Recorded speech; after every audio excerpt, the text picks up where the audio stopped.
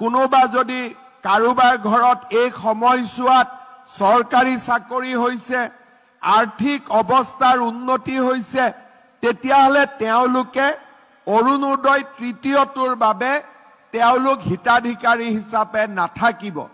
সেইকাৰণে যিসকলে আগতে অৰুণোদয় পাই আছে তেওঁলোকেও নিজৰ নাম যদি ভৱিষ্যতে অৰুণোদয় পাই থাকিব খোজে, গাঁও সভাত উপস্থিত হৈ নিজৰ নাম তেওঁলোকে তালিকাভুক্ত কৰিব লাগিব। আনহাতে আমি আকৌ যিসকলে কেতিয়াও অৰুণোদয় পোৱা নাই, তেনেকুৱা অৰুণোদয় নোপোৱা প্ৰত্যেকটো সমষ্টিতে আমি 10ৰ পৰা 12-13 হাজাৰলৈকে আৰু নতুনকৈ আই মাতৃসকলক আমি অৰুণোদয়ৰ কাৰণে নিৰ্বাচন কৰিম।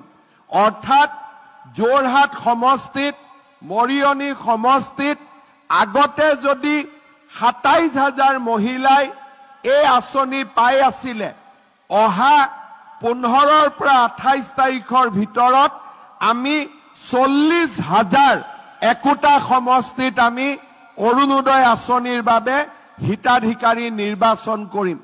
সেইবাবে আমাৰ যিসকল আই মাতৃয়ে আগতে অৰুণোদয় পাই আছে, নতুনকৈও পাই থাকিব খোজে, তেখেতসকলেও যাতে নিজৰ নাম আকৌ এবাৰ হিতাধিকাৰী হিচাপে সন্নিবিষ্ট কৰে, আৰু যিসকলে কেতিয়াও অৰুণোদয় পোৱা নাই কিন্তু ঘৰত এখন ৰেচন কাৰ্ড আছে, তেওঁলোকে যাতে নিজৰ নাম অৰুণোদয় তালিকাত সন্নিবিষ্ট কৰিব পাৰে, তাৰ কাৰণেও চৰকাৰে 15 তাৰিখৰ পৰা 28 তাৰিখলৈকে যি সুবিধা আগবঢ়াইছে সেই সুবিধা গ্ৰহণ কৰিবৰ বাবে মই সকলোকে অনুৰোধ জনাম।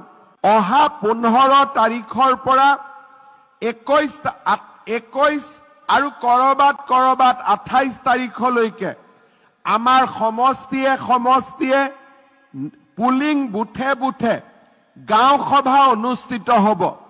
এই গাঁও সভাবিলাকৰ মাজেদিয়ে আমি ৰাজ্যখনত তৃতীয় যিটো অৰুণোদয় তৃতীয় সংস্কৰণ বুলি আমি কওঁ, তাৰ হিতাধিকাৰীসকল আমি নিৰ্বাচিত কৰিম। ইয়াৰ ফলত আমি দুই ধৰণৰ মহিলাক নিৰ্বাচিত কৰিম। এটা হৈছে